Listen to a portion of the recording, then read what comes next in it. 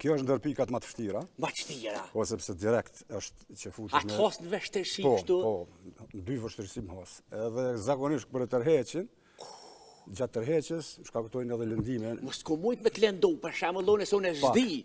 Pak po.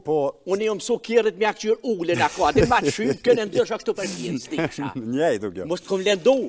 Pak, s'ka lidhje, nuk ka lidhje, mirë po, kryesisht është kaluse, është diçka që nuk është hera parë, po me mi herë kom përdorë edhe këto lëndime jonë të i kaluse, nuk jo diçka rrezeka për momentin, ti që më ki lëndu. Thejmë ja pet, po deshta me vetë kështu të hipnoza meta pak. Qka është ta man hipnoza kështu?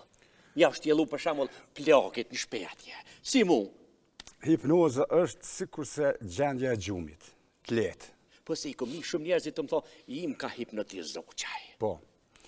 Këtu në Kosovë të regova që hipnotizus apo hipnoterapista nuk ka, edhe unë për shembull e përdori që nga mosha, ta thënë 7 vjeqarë, 8 vjeqarë kam pas një uri.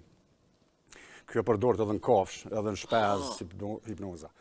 Mirë po hipnoza është sikurse një lloj gjumi i lehtë, apo që qymë në popull kotje, u kota pak. U kota 5 minuta.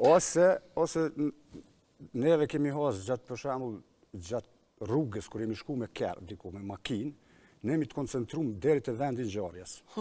Pe rrugës për shembull, unë që ku marr prej pestit, unë kom qenë i koncentrum vetëm te ti marr. Kerët gjitha vetura që kanë kalu, Su ka interesu. Kjo është pjesë. Te caki kom pas. Njëjtë është sikurse edhe kur të shiqon ndonjë film, kur koncentrohesh film. Edhe koncentrohesh film, edhe thirr ty dikush baca sali, ti nuk kthesh. O baca sali. Hiç. Nuk kthesh. Apo vaki vjen hojni mbrand ti vjell këtë cenë ti jetë drejt televizor të kështu. Drejt. Çaja është. Kjo është lloj hipnozës. Na zakonisht jemi të hipnotizuar gjatë ditës shumë herë. Mirë po hipnoza me thjeshtësu është sikurse ndjenjë e lehtë e gjumit. Mes gjumit edhe zgjuarsisë. Ashtë një nërmjetësme. Është shumë efikase edhe shumë është që sot edhe tash mbas tutjet quhet medicina e shekullit. Sepse medicina e shekullit.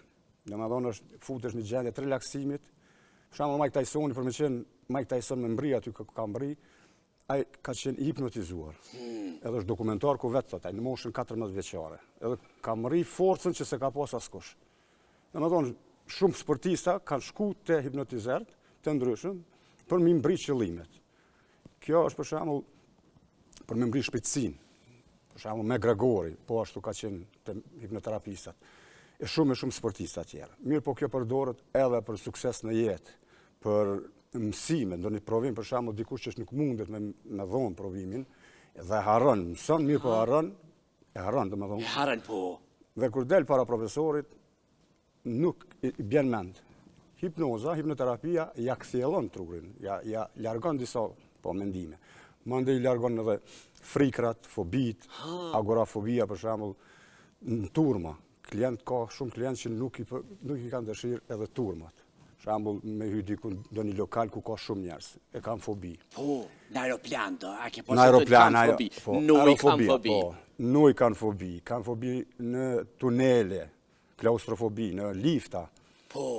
Për shembull kemi raste kur thotë komunistu spaki një javë, 2 herë një javë, Kosovë, Belgjik, me aeroplan, ju më kthy, mirë po tash nuk guxoj me vite, tash nuk guxoj as me hyp, as kam frikë. Kemi edhe si raste. Kjo nuk largohet me terapi, me medikamente.